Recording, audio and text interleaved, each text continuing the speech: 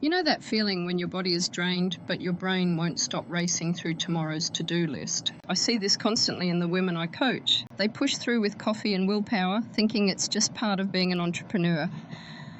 But there's a hormone keeping them stuck in this loop, and you can interrupt it in 5 minutes. I'm talking about cortisol, the stress chemical that's supposed to handle danger, not run your calendar. It's 11 p.m. and you finally close the laptop. Your shoulders ache, your eyes burn, and every muscle in your body is begging for sleep. But the moment your head hits the pillow, your brain flips on like a switch, and instead of resting, you start rehearsing the difficult conversation you need to have with that client tomorrow morning while your heart pounds faster even though you're lying still. Then you remember the invoice that still hasn't been paid, and suddenly you're calculating whether you can cover payroll if it doesn't come through by Friday. 2 hours later, you're still awake, and somehow you're also scrolling through competitor accounts, wondering why they look so much more successful than you feel. This is the wired but tired trap. It's one of the most common complaints I hear from the women I coach, and I bet you recognize it immediately because your body feels completely exhausted while your nervous system is still running at full speed. You feel drained because you genuinely are drained. But you can't wind down because some part of your brain is convinced there's still a fire that needs putting out. It's like having one foot on the gas and one foot on the brake at the same time. Most entrepreneurs I work with assume this state is simply the price of building a business while managing a family, so they keep trying to push through it with the same broken tools that never actually fix the problem. They drink another coffee at 3 p.m. just to get through the afternoon slump. They download meditation apps they never actually open. They tell themselves they'll rest on Sunday, but Sunday gets filled with laundry and meal prep and answering emails they missed during the week. The willpower approach fails every single time because willpower can't override a hormone that thinks you're in survival mode. The hormone I'm talking about is cortisol. Your body releases it to help you handle danger and demanding tasks. It evolved to give you the energy to run from a threat or fight through a short crisis. But modern entrepreneurship doesn't deliver short crises. It delivers a never-ending stream of urgent emails, financial uncertainty, conflicting demands, and the invisible load of keeping everyone happy. So your cortisol switch stays on for months, and eventually it stops responding to your attempts to turn it off. Before I show you exactly how to interrupt this loop with tools that take 5 minutes, I want you to understand what chronic cortisol is actually doing to the parts of your brain that make you good at business. Cortisol isn't an enemy, it's a messenger in a system called the HPA axis, which stands for hypothalamus, pituitary and adrenal glands, and this system controls how your body responds to almost every kind of pressure you encounter. When your brain detects a threat, your hypothalamus sends a signal to your pituitary gland, which then tells your adrenal glands to release cortisol into your bloodstream, and this whole chain takes only seconds from start to finish. This rapid response is designed to keep you alive. The cortisol surge gives you quick energy, sharpens your reflexes, and narrows your focus completely onto the immediate problem that's directly in front of you. Acute cortisol is useful. If a car swerves into your lane, that surge helps you react instantly. If you need to meet a sudden deadline, it gives you the focus to push through. The trouble starts when the surges don't stop. When you're running a business, the threats aren't sudden and physical. They're slow and psychological. You worry whether this client will pay on time, whether you can afford to hire help, and whether you're failing your kids by working this much. Those worries don't resolve in a few minutes, so your HPA axis keeps firing day after day without any real recovery period, and eventually your baseline cortisol climbs and stays elevated throughout the day and into the night. This chronic elevation does real damage. The first brain region to protect is your prefrontal cortex, which sits right behind your forehead and acts as the CEO of your brain by handling strategic planning, complex decision-making, impulse control, and working memory. When cortisol stays high for extended periods, it suppresses prefrontal cortex activity and can actually cause physical changes like dendritic retraction. In plain terms, the branches of your brain cells shrink, and you lose the capacity for nuanced, long-horizon thinking that makes you good at business. The second region is your amygdala, which is your brain's threat detector. Chronic cortisol makes the amygdala hyperactive, so it starts seeing danger everywhere, and that means a client who hasn't replied to your email isn't just busy anymore. Your amygdala interprets the silence as a threat to your income, your reputation, or your survival, which is exactly why you lie awake at night, catastrophizing about problems that don't actually exist yet. The third region is your hippocampus, which manages contextual memory and learning. High cortisol impairs its function, so you struggle to remember details, integrate new information, or learn from past mistakes in the way you normally would. You keep making the same errors. The part of your brain that stores those lessons is essentially underwater, and that's exactly why you keep repeating the same mistakes, even when you know better. Together, these three changes create a massive shift in how you make decisions. Researchers have shown that chronic stress pushes the brain away from goal-directed behaviour and toward habit-based behaviour. Instead of creatively solving a new problem, you default to whatever you did before, even when the old approach no longer works. This is the biology behind that frustrating feeling of being stuck. Your prefrontal cortex is offline, your amygdala is screaming about threats, and your hippocampus can't pull up the context you need. So you feel alert because your threat system is active, but tired because your strategic brain is shut down. That is the wired but tired state in biological terms.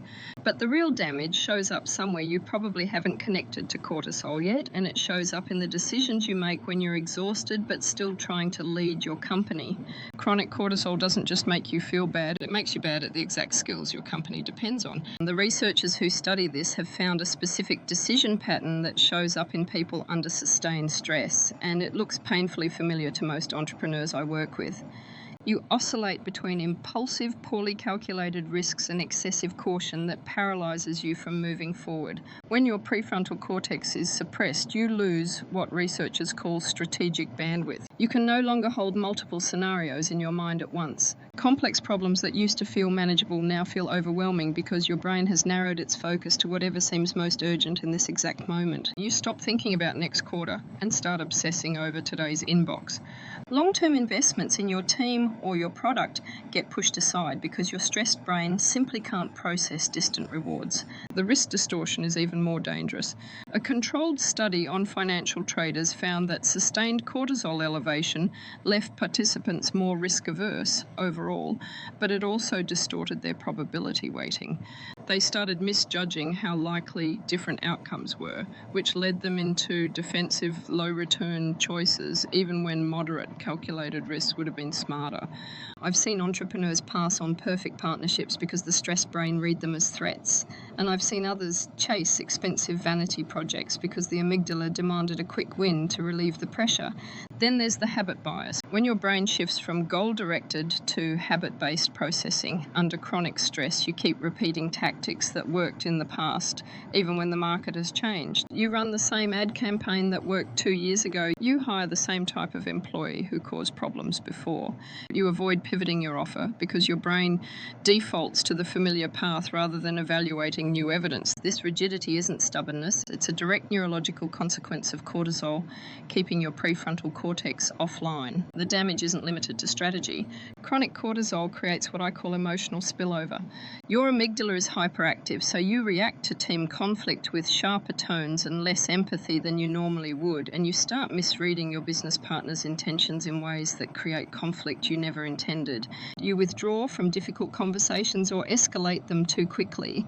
These moments erode trust and cost you the collaborative clarity that built your business in the first place. Finally, the research on stress and decision-making shows that women are often more sensitive to these effects than men. About half the studies that examined sex differences found greater stress-related decision shifts in female participants. Add to that the reality that female entrepreneurs frequently carry a heavier invisible load at home alongside their business demands, and you have a cortisol environment that's both more intense and more biologically consequential.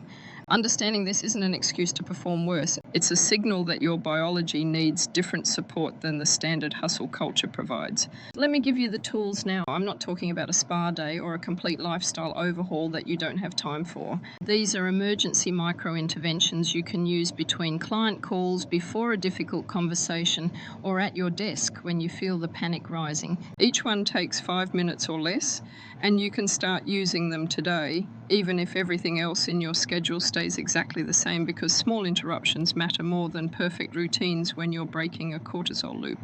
The first technique is called the physiological sigh, and it's the fastest way to reset an acute stress spike. You take 2 quick inhales through your nose, filling your lungs as much as you can on the second inhale, and then you exhale slowly through your mouth until your lungs are completely empty.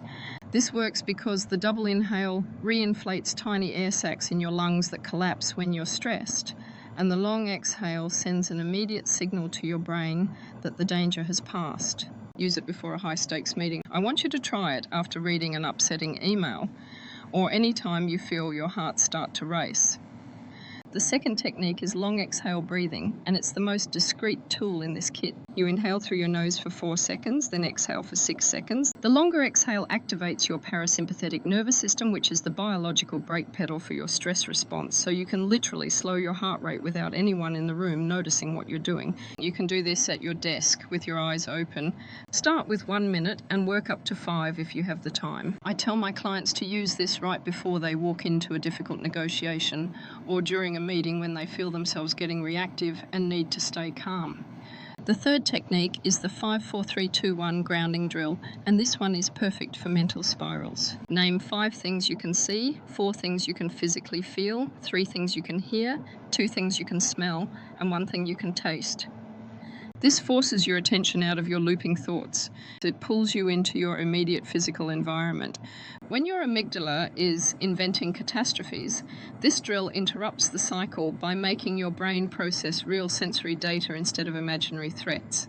Use it when you're overwhelmed by decisions or when you catch yourself rehearsing arguments that haven't happened yet. The fourth technique is a light movement reset. Stand up, roll your shoulders 10 times, do 10 gentle squats, or walk to a window and look into the distance for 60 seconds. Physical tension builds up during long periods of sitting and screen time, and cortisol gets stored in your muscles, so brief movement discharges that stored tension and changes your physical state, which in turn changes your mental state.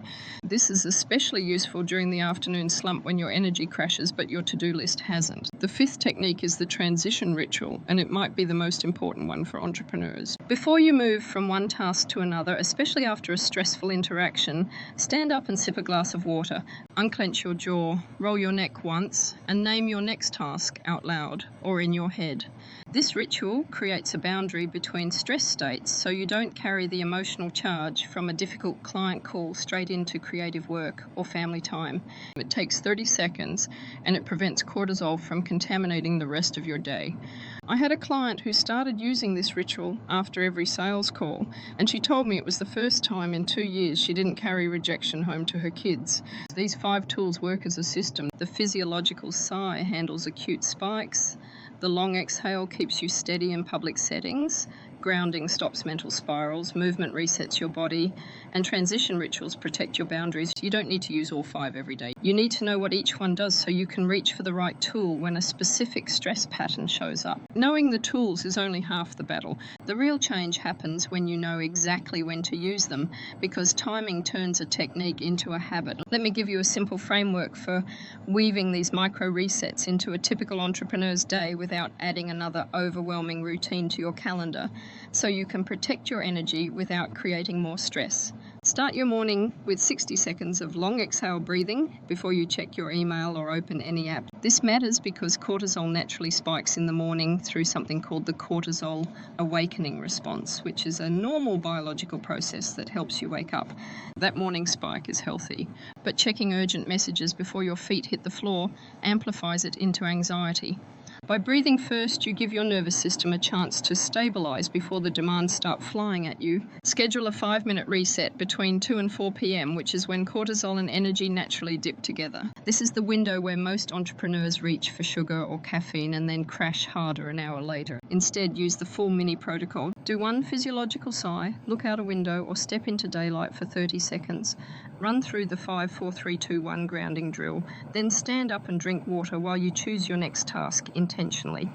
This 5-minute investment prevents the afternoon spiral that usually ruins your evening energy.